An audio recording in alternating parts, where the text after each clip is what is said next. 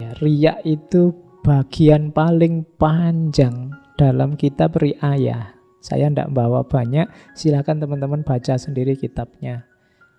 Dalam bahasa Arab boleh, bahasa Indonesia terjemahnya silakan dicari. Ada riak besar, riak kecil. Riak itu pamer itu loh, bukan riak kalau kamu flu itu. Riak, jadi riak itu ibadah ingin dipuji. Jadi ingin orang lain melihat kemudian kagum. Itu riya. Sengaja pamer. Ya mirip-mirip kalau kamu sedang narsis pingin selfie terus kamu share. Padahal itu sudah diolah dengan program apa di HP-mu. Terus wah kamu tambah putih ya terus kamu seneng. Pingin pamer. Itu sejenis itu. Cuma ini ibadah. Ya. Jadi ingin memamerkan keutamaanmu. Sebenarnya orang cuma tanya yang bisa dijawab dengan satu kata saja. Tapi karena kamu ingin pamer keluasan ilmumu, kamu jawabnya setengah jam. Ini ya Pak, menurut ulama ini, itu sebenarnya begini. Tapi beda sama ulama ini. Orangnya sampai pusing lah, terus gimana Mas? Ya pokoknya ada nuansa pamernya. Jadi hati-hati. Ada riak besar, riak kecil. Kalau yang riak besar itu ya memang cuma pamer itu tujuannya. Tidak ada yang lain. Jadi kalau riak kecil tujuannya yo pamer, yo pahala sebenarnya. Saya ingin cari pahala kok Pak. Tapi kalau dipuji ya suka juga sebenarnya. Itu riak kecil. Jadi kalau tidak dipuji terus jadinya males. Mas diminta baca Al-Quran itu. Yang mendengarkan berapa orang? Wah itu alamat itu sudah. Pak diminta jadi pembicara Pak. Pesertanya berapa? Orang seperti apa? Itu berarti ada tendensi ingin pamer. Jadi hati-hati dengan riak besar termasuk riak kecil. Riak kecil itu Imam Haris disebut juga syirik kecil. Berarti riak besar itu ya syirik. Tujuannya bukan Allah lagi. Tapi manusia, pujian, hanya ingin dipuji. Hati-hati karena kita punya tendensi ini. Setiap manusia itu punya daya narsisnya masing-masing. Tidak ada orang yang dipuji tidak senang itu. Meskipun gayanya Allah apa sih aku ini kan gitu. Tapi apa sih aku ini tuh nadanya memang nada ingin dipuji. Aku ini bukan apa-apa kok. Kuliah itu ya nilaiku A semua. Kemudian kan sering begitu. Nah, itu podo wae itu janjane ya pamer. Ya kan? Saya itu prihatin, Pak, IP saya turun, Pak. Berapa sekarang? 3,9. Ya wes. Oh, itu turun toh. Ya, karena kemarin 4, sekian misalnya. Oke. Jadi hati-hati dengan riya. Minggu lalu saya ceritakan kadang-kadang riya ini munculnya sangat halus. Kadang-kadang orang itu kelihatannya seperti merendah-rendahkan dirinya, tapi dengan merendahkan dirinya itu dia sebenarnya ingin diunggulkan. Kadang-kadang kamu ingin, wah sudah sadar anak ini. Kamu ingin dianggap sadar. Wah anak ini sudah tobat rasanya. Kamu ingin dianggap sudah tobat. Sudah hijrah nih sekarang. Nah, antara lain begitu. Hati-hati. Dan karena urusan hati itu lebih susah ngontrolnya. Kalau sekedar fisik sih gampang. Hijrah, oh kemarin enggak pakai jubah, sekarang pakai jubah. Oh, hijrah kamu. Nah, itu gampang kalau fisik. Tapi kalau batin susah. Kamu sendiri yang tahu. Itu ada tendensi riya atau tidak. Maka hati-hati. Terus, nah, apa ndak boleh kita beribadah karena ingin dicintai orang? Ndak boleh. Itu namanya riya. Tapi kalau kita ikhlas, dengan saya ikhlas itu ada orang yang suka, Pak. Ada orang yang terus muji. Ada orang yang terus suka. Kalau itu ndak apa-apa. Aku ndak niat riak kok. Tapi kok orang terus suka sendiri, muji sendiri. Loh, kalau itu ndak masalah. Tapi pujian orang jangan jadi tujuan. Makanya tadi agak rumit ini, kita harus hati-hati. Pujian orang jadi tujuan itu kadang-kadang ndak di awal, tapi di akhir. Begitu ndak ada yang muji, terus semangat kita turun. Oh, berarti tujuannya orang. Ngaji kok begitu pesertanya sedikit, terus males. Nggak jadi ngaji lah. Itu berarti tendensinya bukan Allah lagi. Jadi harus hati-hati. Jadi bukan berarti kalau dipuji orang itu pasti riya. Enggak. Tapi hanya kalian yang tahu. Itu tadi tujuannya Allah. Tapi terus mungkin karena memang kedekatan dengan Allah itu indah sehingga ada orang muji. Kalau ini tidak apa-apa, tapi tujuanmu kalau hanya pujian itu, kalau itu riya. Kemudian yang kedua, ada lagi yang unik. Orang yang meninggalkan ibadah karena takut dianggap riya. Ini riyanya double katanya Imam Haris Al-Muhasibi. Kenapa? Jadi yang pertama dia dosa kenapa? Meninggalkan ibadah karena prasangka. Kamu kok GR, aku ndak pengen muji kamu kok. Kamu merasa, Pak, saya ndak mau sholat tahajud, malu ada temen. Nanti dipuji aku. Sopo sing mau muji? Jadi dosanya malah double. Kadang-kadang kan kita gitu. Aku biasanya sih puasa Senin Kemis, tapi ini lagi kayak gini banyak temen. Aku malu mau puasa nanti dianggap anak soleh lagi. Itu. Jadi ini dosanya double kalau kayak gitu. Kamu boleh ndak puasa, tapi motifnya jangan karena manusianya. Karena pujiannya. Karena takut dianggap riyaknya. Jadi kekeliruannya dua. Jadi yang pertama meninggalkan ibadah yang jelas bermanfaat hanya karena prasangka. Itu kan tadi prasangka. Kamu takut dianggap riyak. Kamu takut dipuji. Kamu takut dianggap anak soleh. Itu kan manusia. Yang kedua apa? Kamu berburuk sangka. Pada siapa? Pada orang lain. Wah, nanti aku dianggap riak lagi. Lu emangnya temanmu seanu itu. Jadi nganggap orang lain jelek. Jadi hati-hati. Boleh kok meninggalkan hal yang memang bisa ditinggalkan, tapi alasannya jangan manusia. Biasanya saya tahajud, Pak. Tapi sekarang saya tidak tahajud dulu. Kenapa? Capek saya anunya. Misalnya tidak apa-apa. Yang penting alasannya kan bukan karena takut tidak dipuji orang. Atau takut dianggap pamer. Kalau ada takut di situ, ya dosamu double. Karena sudah capek-capek merasa kamu baik karena takut dianggap riak, tapi malah dosa. Pokoknya motifnya jangan manusia. Ketika motifnya manusia, apakah itu menjalankan atau meninggalkan, kategorinya riya. Itu teorinya Imam Haris Al-Muhasibi. Terus dalam dunia tasawuf banyak sekali lintasan-lintasan batin, lintasan pikiran yang kita harus hati-hati. Saya tadi bilang, kepala kita ini kan rame terus. Hati kita juga rame terus. Bisikan itu macam-macam bating sliwer. Mampir selalu, kadang kita tidak sadar, kadang kita sadar. Katanya Haris Al-Muhasibi, hati-hati. Kalau ada bisikan harus kita deteksi itu suaranya nafsu, suaranya setan, atau dari Allah. Jangan dicampur-campur. Kalau nafsu itu biasanya sifatnya godaan. Kalau setan biasanya sifatnya tipuan. Ya kalau dari Allah biasanya hidayah, petunjuk ke arah kebaikan.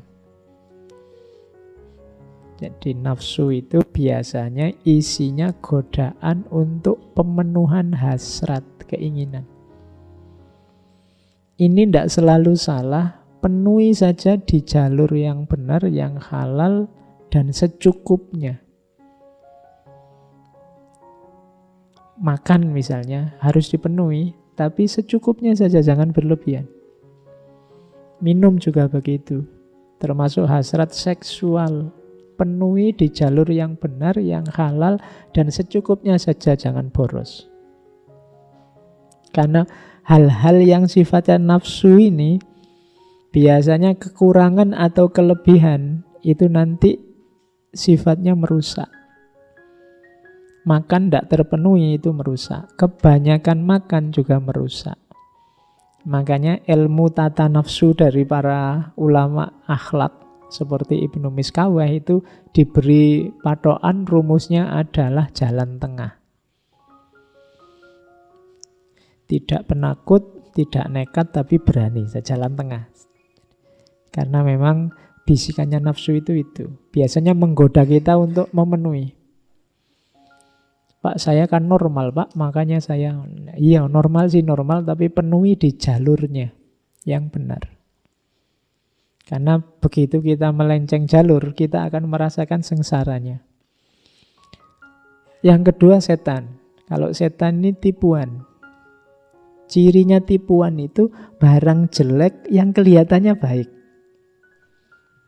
Ditampakkan atau dibisikkan ke kita bahwa itu baik, itu normal, itu tidak masalah. Itu suara-suara semacam ini sumbernya dari setan. Tidak apa-apa, itu pacar-pacarmu sendiri, kalian kan sudah saling cinta, kan sudah janji sehidup semati, tidak apa-apa sudah. Masa berapa tahun dapatnya cuma kirim salam sama titip WA misalnya. Yo, nyarilah untung dikit-dikit misalnya. Itu bisikannya setan. Tidak apa-apa, kamu itu manusia yang normal kok. Kan lawan jenis toh berarti normal, tidak apa-apa. Lebih bahaya kalau sesama jenis. Nah, itu. Kalimat-kalimat kayak gini kalimat tipuan. Kalau ada temanmu kok menasehati begitu, berarti dia jenisnya. Iya. Jadi dia mencarikan dasar bahwa yang salah itu sebenarnya benar. Tidak apa-apa, nyontek aja. Kalau tidak nyontek, kamu nanti tidak lulus loh. Dosennya kejem itu, killer itu. Kalau tidak nyontek, kamu tidak lulus-lulus. Kalau kamu nyontek kan nanti nilaimu bagus. Birrul walidain itu.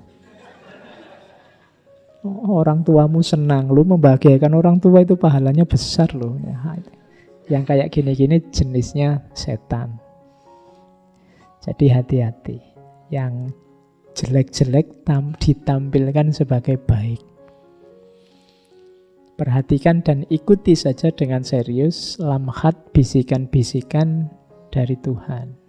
Itu di antara jalan komunikasi kita dengan Allah itu antara lain pengetahuan ilhamiah, hidayah kalau bahasa kita sering hari ini.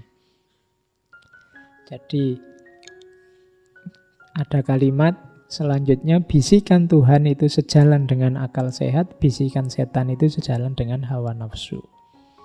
Jadi rumusnya seperti tadi ya, kalau nafsu itu godaan, kalau setan itu tipuan, kalau Allah, kalau Tuhan itu hidayah, mengarahkan untuk keridhaan dan kebahagiaan. Oke, selanjutnya pelajaran tentang zuhud dan warok. Tadi sudah saya jelaskan sedikit ya. Ini saya bawa yang bahasa Arabnya biar ngajinya sah. Apa bedanya zuhud sama warok? Kalau zuhud itu tarkut dunya ma'adzikriha sifatus zahidin. Jadi meninggalkan dunia, tapi tetap ingat, itu namanya zuhud. Sebenarnya aku sayang sekali sama HP ini, tapi HP ini menggangguku untuk mendekat ke Allah ya. Maka HP ini tidak terlalu kuperhatikan lagi, aku cuekin, meskipun aku masih sayang. Ini mentalitas orang zuhud. Watarkuha ma'anisyaniha, tapi meninggalkan dunia sambil melupakannya sudah aku lupakan sama sekali, aku tidak ingat. Sifatul arifin, itu orang-orang arif. Orang arif, orang yang sudah makrifat. Orang yang sudah paham, sudah ngerti tentang kesejatian, termasuk kesejatiannya dunia. Jadi kalau orang zuhud itu meninggalkan dunia tapi masih ingat sebenarnya dia tentang dunia, Mas.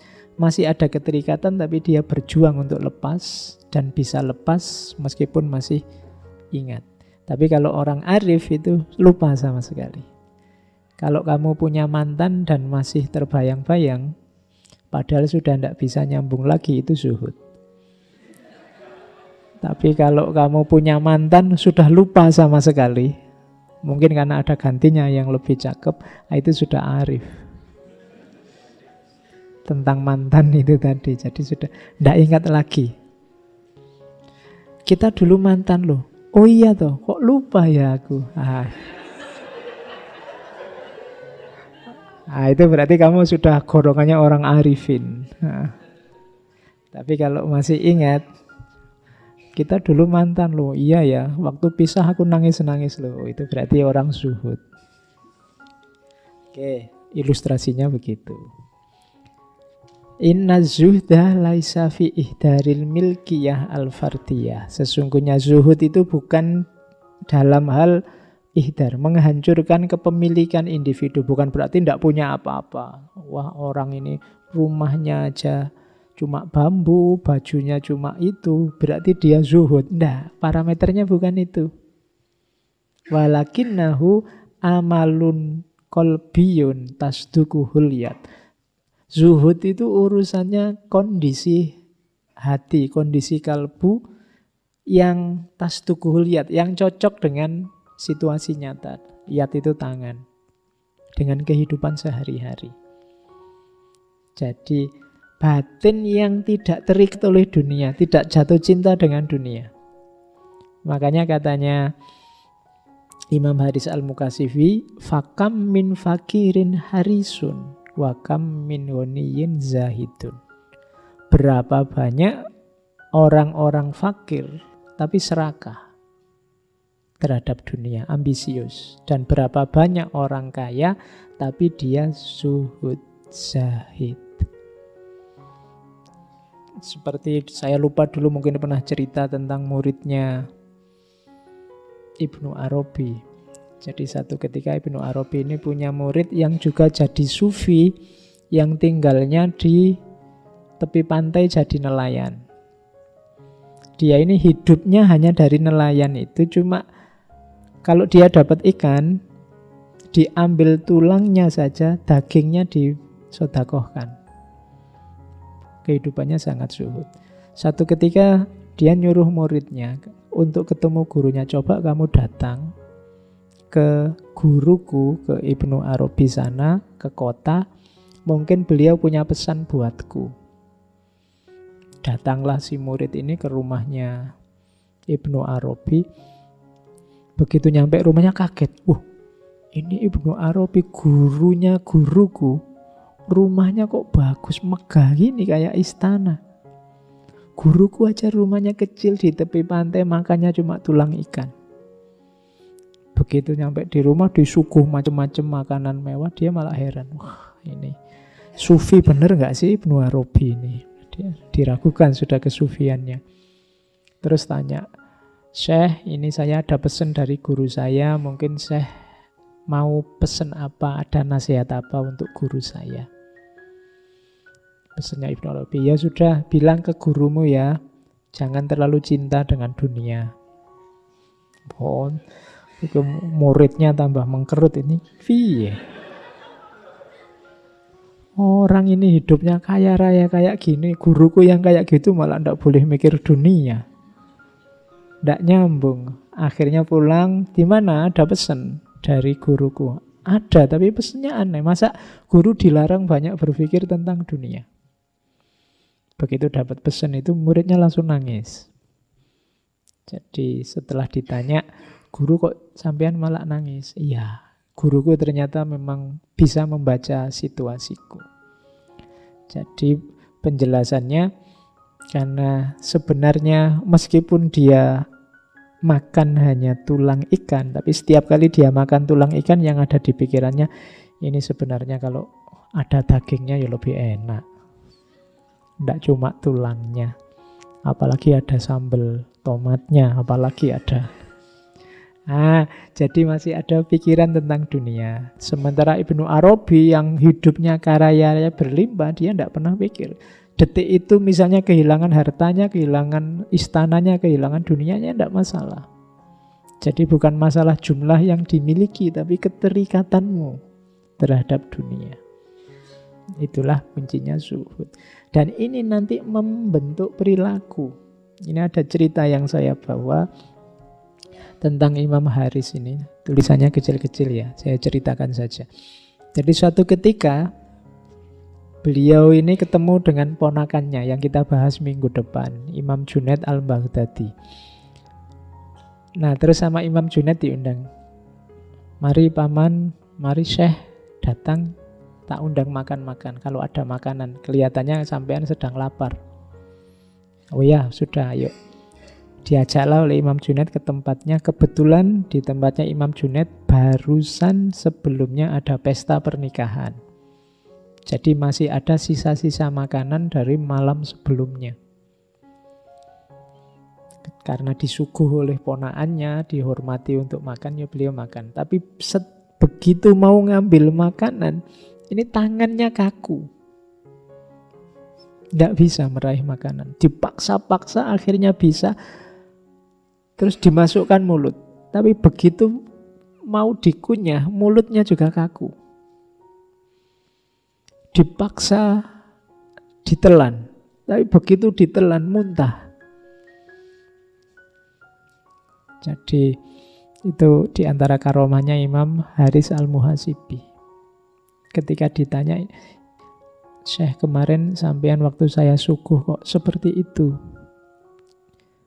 Tangannya kejang, kaku, mulutnya tidak bisa mengunyah, kemudian begitu masuk tenggorokan langsung keluar lagi muntah. Ya, kamu makanan yang kamu suguhkan kemarin dari mana? Oh, itu sisa-sisa dari acara pernikahan kemarin. Kamu yakin tidak dengan sumbernya? Saya tidak tahu, Syekh. Yes, pokoknya ono panganan enak ya tak suguhke wae wong ada tamu orang besar.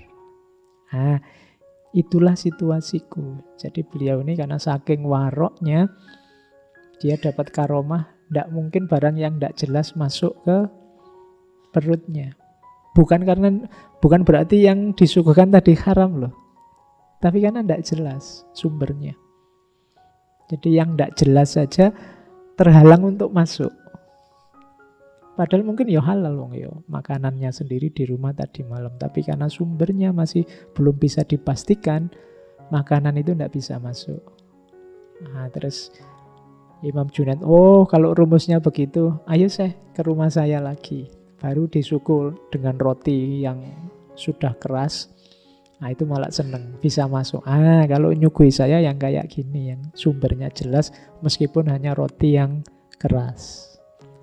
Itu buahnya zuhud dan warok yang sudah mendarah daging.